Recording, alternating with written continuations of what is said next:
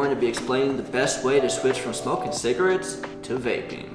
Vaping is scientifically proven to be better for your health, and it's definitely cheaper. The initial purchase is usually the most expensive part, but over time, you'll save a lot of money. Money.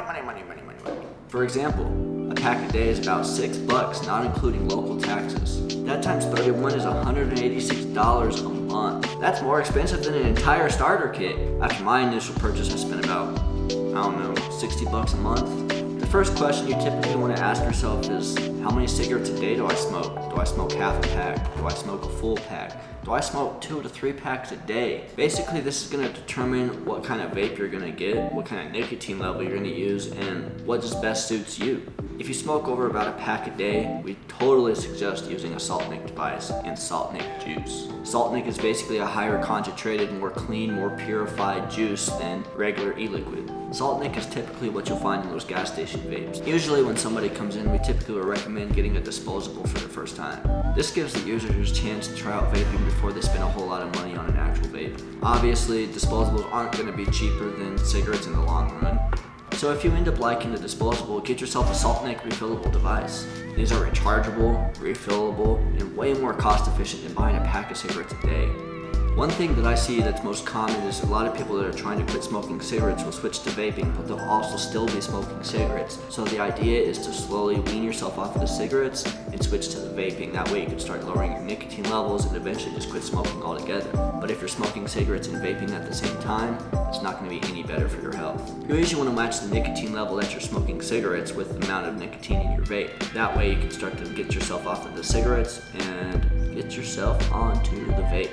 People's biggest issue that I've seen is people either have way too much nicotine or way too less nicotine. Let's say that you smoke a pack a day. You're not going to want to go with a huge device that's going to blow big clouds. It's just going to kind of choke you up a little bit. We say this just because it's a lot different sensation than smoking an actual cigarette. If you tried vaping before and it didn't work for you, it's because back in the day, we used to either have small little vape pens or really big box mods that produced a lot of smoke. None of that felt sensual to the sensation. None of this salt nic stuff existed until Juul came out, which then became one of the most used vape pens in the world. The Juul became popular because it was easy to use just like a cigarette and hit just like one too. Vaping requires a little bit more maintenance, but it's a lot easier than you think. Whether or not you're trying to quit smoking cigarettes or just quit nicotine altogether, this is the way to do it. We say this because with vaping, you can actually lower your nicotine level. Whereas cigarettes, you don't know what nicotine level you're even at. You're just smoking cigarettes, and before you know it, you're down to a whole pack. The idea is to start high at maybe 50 milligrams, vape it until you're a little bit more comfortable, and then eventually switch down to a 35 nicotine.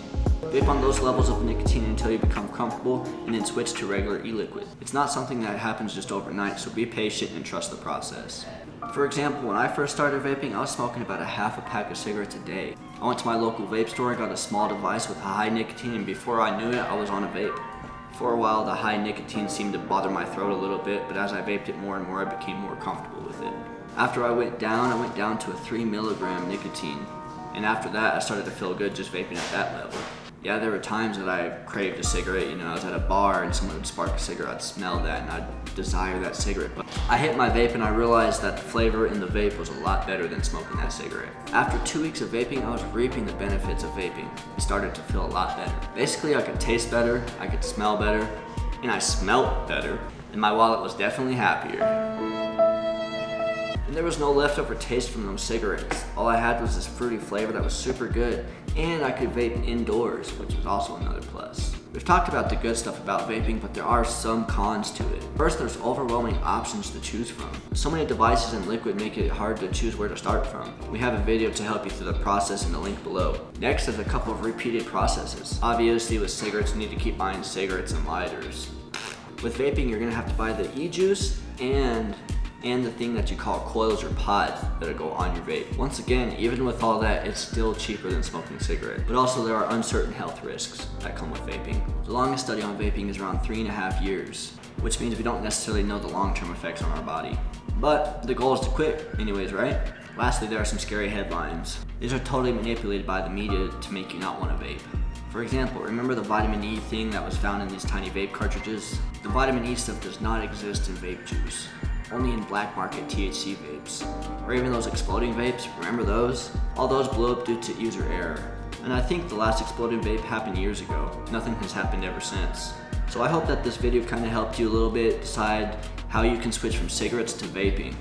If you loved the video, show some love. Please like and subscribe to our channel to see more vape content, vape how-tos, and unboxing videos.